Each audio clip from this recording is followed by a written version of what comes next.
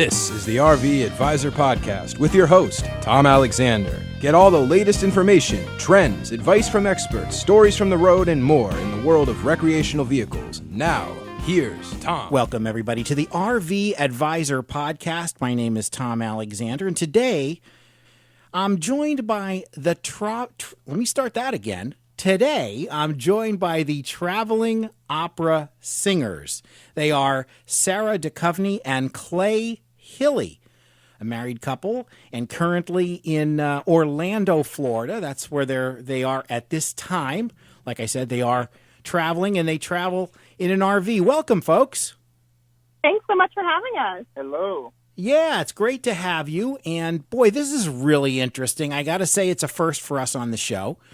A lot of firsts on today's show, actually, as we're simulcasting as well. But so you guys are experiment here, so bear with us. But we're really looking forward to learning more about this. I mean, this is really, really interesting. You started as opera singers, as trainers. You met each other, and now here you are on the road, traveling around the country performing, right? Yeah. Absolutely. We started this in 2017 and have been pretty much full-timers ever since. Now, Clay, I understand that you kind of grew up around RVing, mobile homes. Your folks are no strangers to that. Is that right? I did. I had the privilege of growing up with around RVers, not in the immediate family, but both sets of grandparents. So paternal grandparents were the travel trailer fifth wheel style, and then my maternal grandparents had Coachman, I think 1977, 1978, Class A, and I had a bunch of cousins, and my grandparents were very brave and very energetic, and they were, in their late 50s, early 60s, and they would take, all 9 grandkids, ranging from ages, we're talking, 2.5 to 16, all to, Myrtle Beach from the Athens area in Georgia, and yeah, we had pretty wild summers, and it was always very fun. And again, like I said, I benefited from both sides of the family. Having the RV, so I knew what was involved. I knew, kind of the what's the word? The restraint, the constraints, the space and whatnot. But these RV designers do as much as they possibly can with what space they have. Right, gotcha. And so is Athens home for you? Is that where you're originally from, Athens, Georgia? A small little town called Statham, Statham, right beside Athens, about 10 miles away. But I went to high school in Athens, and I went to the University of Georgia. Right. So I just, Athens is just the easy one to say. Yeah, sure. It's hometown. But then when people ask, typically, I'll say my actual. So. Yeah, and of course, Sarah, we talked a little bit off air, and you're from Bryn Mawr. For folks that don't know where that is, it's near Philadelphia, and that's not too far from my old stomping grounds in the Poconos. And fun town, Bryn Mawr. Yeah, it was a nice place to grow up. I had absolutely no experience with campers or RVs, but I had gotten really into watching the tiny home videos. Mm-hmm. So when we had this idea to maybe start living on the road and pull our home with us, I was open to it because I had been watching tiny homes, but my family didn't understand it at all. And it was a good year of them constantly asking, "Are you all right? Are you sure this is something you want to do?"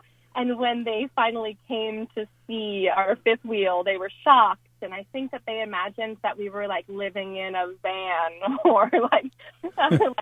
All of our colleagues assume when we tell them about our life that they're visualized a VW van from the 60s. Yeah, right. They don't understand that we have a giant 38-foot fifth wheel. Yeah, oh, that's nice. This is the home.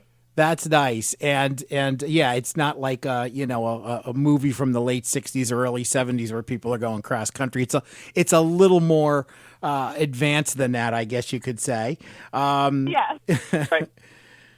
Yeah. So I understand that not too long ago you teamed up for Pagliacci. Is that true? I believe in Virginia somewhere. Roanoke. Yeah. In Roanoke. It was recent. Very Yeah, recent. it was this fall. It was September of 19. Oh, great. Great. Opera singers are independent contractors. Uh-huh. So all of our gigs are, just for the length of the production, and it's kind of a rare and wonderful thing when the two of us get to work together. So this was one of those magical experiences. We pulled our camper to the Roanoke area and camped in this great place called Dixie Caverns,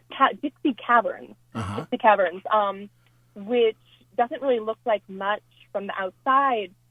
You just, it's like a kind of dirt RV park. Mm-hmm. But then you enter these underground caverns, which were discovered in the 20s, I want to say. Something like that, yeah. 1920s, and you'd never know. Yeah, like she said, you would never know just like driving by it. I mean, of course, a giant sign says caverns, and was this just some little alcove where there's like 2 stalactites or something like that, and like one for rock formation? But it's a whole world underneath. It's so cool. Wow. We arrived in the area, the Roanoke area, about a week before rehearsal, so we were able to just sort of have a little brief vacation and see some of the things before we got down to the business of music making. Sure. Yeah, and it's fun to be able to explore the places you're going to play. I'm a musician myself. I have a jazz band, and I grew up listening to classical music. My dad loved it, so I have a little bit of knowledge of some opera. I was more listening to a lot of the orchestral stuff, Mozart and Tchaikovsky and that kind of stuff. So I'm not unaware of it. And recently saw a beautiful performance here in South Florida of La Boheme, and it was tremendous. Yeah, so I really appreciate where you guys are coming from, and it's funny because probably a lot of people are in the RV community, and there's that sort of you kind of pigeonhole them into wondering, I'm going to listen to my country music and go cross country, and I'm not saying that that's not the case, but I guarantee you that there are some opera lovers out there in the RV community, right? Yes. It's impossible given the let's just say the demographic, the age demographic of RVers. Then I think it's fair to say that there's got to be many opera lovers in their various rigs spread across our great nation. And we have been known to listen to a lot of country music as we drive across the country. Oh yeah, so. we don't sit around and listen to opera really. We like we it all. either listen to nothing, or we listen to like podcasts, or we listen to comedy, or we listen to country. Right. Classic rock or whatever. Yeah, sure. So you're getting you're getting it all. That's great. We're going to take a quick break, and we'll be right back after these words. The most experienced RV traveler knows it's important to expect the unexpected. Trust the RV Advisor Roadside Assistance Plan, starting at just $99 per year. It's the industry's most affordable plan and offers the most value compared to competitors, covering RVs, towed vehicles, personal vehicles, horse trailers, bike trailers, and more. Visit the RVadvisor.com or call 833-229-0911. The RV Advisor Roadside Assistance Plan. Don't hit the road without it.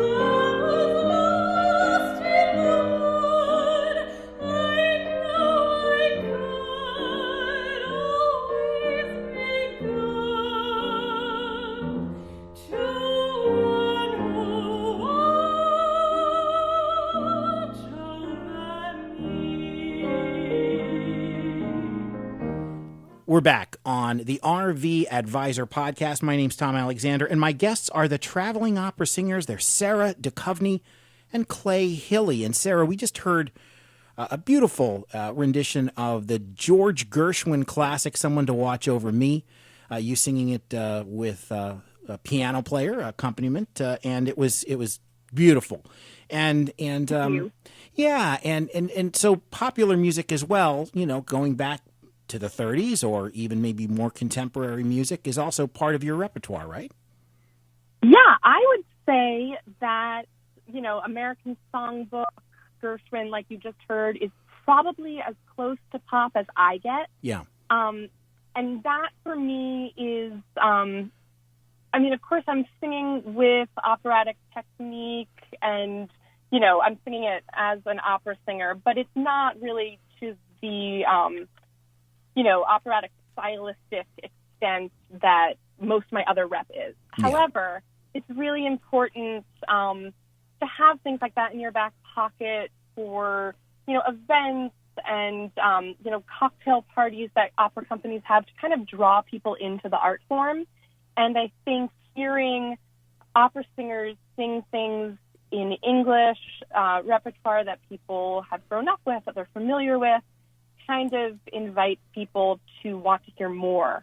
So I always have something like that on my website or just ready to go for some kind of outreach event because, I think that a lot of people are a little bit intimidated by opera, but once they realize, what it is like to hear a live classical singer, they might be tempted to get more into it and, kind of push their boundaries. Yeah, and it seems too that you mentioned that you said the word intimidation, and I think maybe what might sort of frighten certain folks, saying, well, I don't speak Italian, I don't speak German.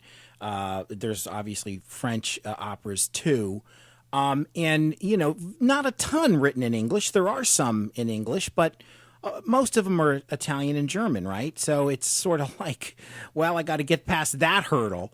Do you notice that, though, that there's more of people coming around to it and saying, you know what? Yeah, let me go hear this.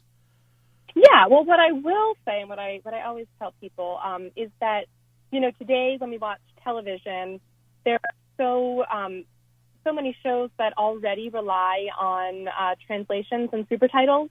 Yeah. So we were just watching a show on Netflix that has, at least 5 different languages being spoken in the show, and you're reading along with the subtitles. And after a while, you forget that you're reading. You're involved in the drama.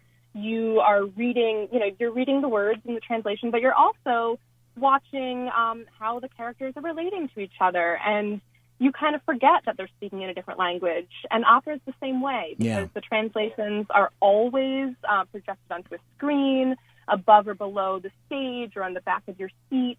And people are acting, and you know what's happening because you're seeing the way they're relating. But it's even easier in the case of opera than it is for watching Netflix or whatever with your closed captions on, because there's so much repeated text in opera. It's like nothing. Dialogue goes by so much faster than song lyrics.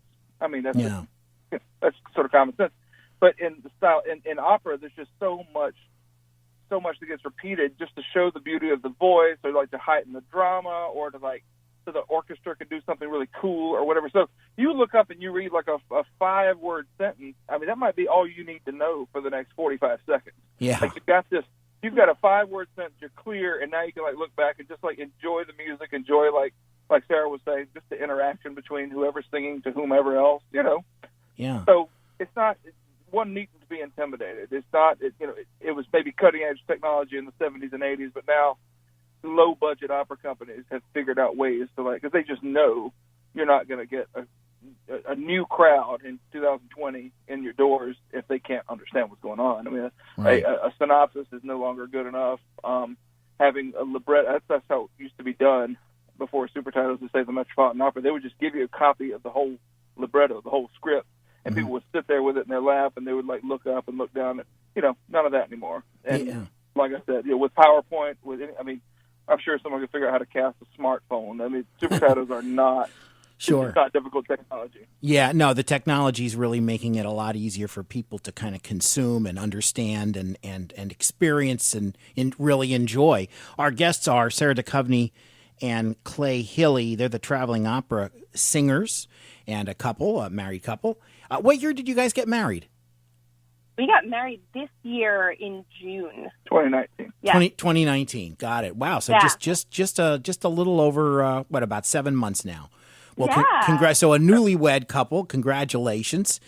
And yeah, it's great. And so let me Valentine's Day will be our 7th-month anniversary. Oh.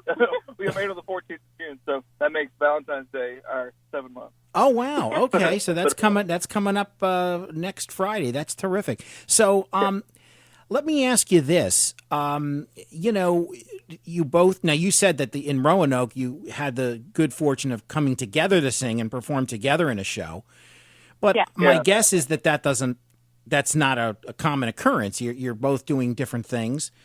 And how man, I can't even think about how the logistics work and coordinating the schedule and the travel. And Sarah's singing here one place, and Clay is singing here another. It's like, how does that?